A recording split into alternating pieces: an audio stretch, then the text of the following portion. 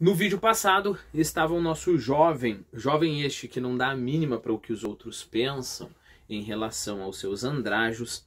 Estava ele andando na rua quando de repente passa um bêbado numa dessas carroças rústicas, russas, chamada telega, e começa a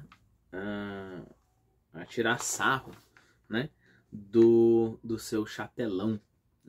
E de repente o nosso jovem, ele se agarra desesperadamente, né, convulsivamente ao chapéu. Ele se agarra e fica extremamente preocupado. Mas não era a vergonha que tinha se apoderado dele, era um outro sentimento, como um susto, né? Susto por quê?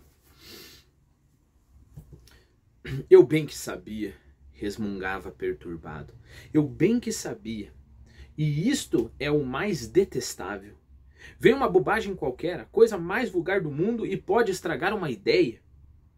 É um chapéu que chama a atenção demais, ridículo, e é por isso que chama a atenção.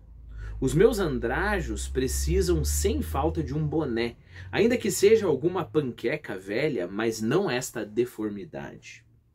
Ninguém usa isto. De longe se nota, se grava. O principal é que depois vão se lembrar e aí aparecerá a prova. No caso, aqui é preciso passar o quanto possível despercebido. Detalhes. Os detalhes são o principal. São justamente esses detalhes que botam a perder sempre e tudo, né? Bom, começa meio que se desenhar aqui algum plano, né? Bom, se ele não pode ser percebido, é algum crime, provavelmente, que ele está planejando. O nome do livro é Crime e Castigo. O problema, lembre-se, não é ele ter um chapéu velho. Você tem um monte de gente pobre, principalmente nessa região da cidade. O problema é que o chapéu dele seria um chapéu é um chapéu que chama atenção, né? Então pense, tem uma pessoa lá vestido jeans e camiseta muito velha, você não presta atenção. Se tem uma pessoa com um terno, né, colete, blazer, calça, gravata, só que o terno muito, muito velho, rasgado, isso chama muito atenção. Então por isso que qualquer boné que ele conseguir ali simples, vai servir ao propósito dele, né? Não precisa de uma roupa boa, ele só precisa de uma roupa que não seja escandalosa. Não precisava caminhar muito. Sabia até quantos passos dava de lá ao portão do seu prédio. Exatos 730.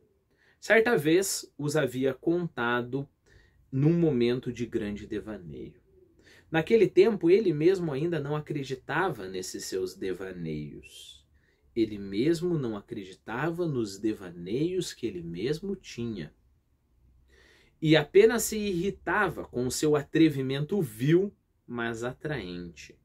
O devaneio tem um atrevimento vil, mas atraente. Devaneio aqui entenda como um plano, uma certa ideia, que ele está considerando uma loucura. Correto? Essa certa ideia que começou a visitá-lo. Naquele tempo ele nem chegou a acreditar que aquilo era realmente uma ideia, né? Somente uma bobeira que aparece na cabeça. Agora, porém, passado um mês, já começava a ver a coisa de modo diferente.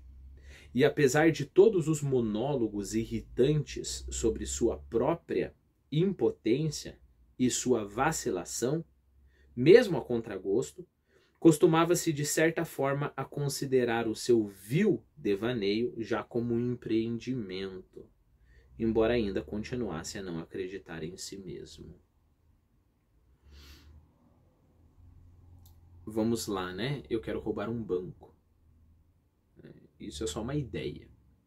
É só uma ideia. Então eu ainda estou no mundo do devaneio. Quando eu começo a visitar esse banco e anotar horários, que, por exemplo, os guardas trocam de turno, sei lá, eu ainda posso pensar que isso é só uma ideia, um devaneio, eu só estou brincando aqui, ou eu posso pensar que isso é efetivamente já um empreendimento, já estou colocando a coisa, já estou fazendo algo. Ou eu posso estar no meio que duvidando de mim mesmo. Será possível? Será possível que eu estou realmente anotando? Será possível que eu realmente vou conseguir chegar por trás do segurança, colocar uma arma na nuca dele e falar para ele deitar no chão? Será possível que é isso mesmo que eu vou fazer? Será que isso daqui... Não, isso aqui só pode ser uma brincadeira. Embora ainda continuasse a não acreditar em si mesmo. Estava inclusive indo testar o seu empreendimento, e a cada passo a sua inquietação aumentava mais e mais. Tomado de ansiedade e um tremor nervoso, chegou ao edifício enorme que de um lado dava para uma vala e do outro para uma rua. Vala aqui entenda como valeta, né? Esgoto a céu aberto. Era um prédio todo formado por pequenos apartamentos e habitados por profissionais de toda espécie. Alfaiates, serralheiros, cozinheiras, alemães diversos, moças que viviam por conta própria, pequenos funcionários públicos, etc. No entra e sai, as pessoas se escafediam pelos 2 portões e pelos 2 pátios do prédio. Ali trabalhavam uns 3 ou 4 serventes. O jovem ficou muito contente por não encontrar nenhum deles. E no mesmo instante, esgueirou-se portão adentro para a direita em direção à escada, sem ser notado. A escada era escura e estreita, de serviço, mas ele já conhecia e havia estudado tudo aquilo. E gostava de todo aquele ambiente. No escuro daquele, nem o olhar curioso oferecia perigo. Se estou com tanto medo agora, o que aconteceria se de alguma forma eu chegasse mesmo à própria coisa? Percebeu? Ele não falou o que acontecerá quando eu chegar à própria coisa. Essa dúvida. O que aconteceria se de alguma forma eu chegasse mesmo à própria coisa? Pensou involuntariamente ao passar para o 4º andar. Aí teve a passagem bloqueada por soldados carregadores reformados que retiravam móveis de um apartamento. Antes ele já sabia que no tal apartamento morava um alemão com a família, funcionário público. Quer dizer então que aquele alemão está se mudando? E quer dizer ainda que no 4º andar, por esta escada e nesse patamar, o apartamento da velha vai ser o único ocupado durante certo tempo? Isso é bom. Por via das dúvidas, tornou a pensar e puxou a sineta da velha. A sineta soou fraca, como se fosse de lata e não de cobre. Nos apartamentos pequenos desse tipo de prédio, as sinetas são quase todas assim. Ele já esquecera o som daquela sineta, e desta feita era como se aquele som peculiar lhe lembrasse de repente de... lhe lembrasse de repente alguma coisa e desse alguma ideia. A sineta lhe lembra alguma coisa e lhe dá uma ideia, como se ela fizesse isso. Um certo sentimento, um certo conceito, uma certa ideia silenciosa que vem com o toque da sineta. Ele estremeceu. Agora os seus nervos estavam mesmo fracos demais. Pouco tempo depois, entreabriu-se uma minúscula fresta da porta. Por ela, a moradora examinava o intruso com visível desconfiança. E só se notavam os seus olhinhos brilhando na escuridão. Mas ao ver muita gente no patamar, animou-se e abriu a porta. O jovem atravessou o umbral de uma antessala escura, dividida por um tabique, atrás do qual havia uma cozinha ínfima. A velha postara-se diante dele e o olhava calada e interrogativa. Era uma velhota pequerrucha, descarnada de uns 60 anos, olhos penetrantes e maus, nariz pontiagudo e cabeça descoberta.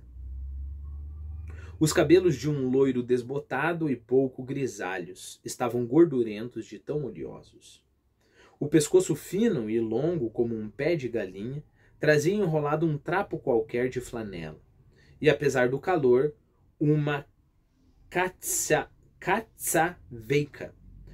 Katsaveika É uma espécie de blusinha popular de algodão, pele, etc., usada aberta sobre as vestes, muito comum entre as camponesas russas. Essa é a notinha da minha edição.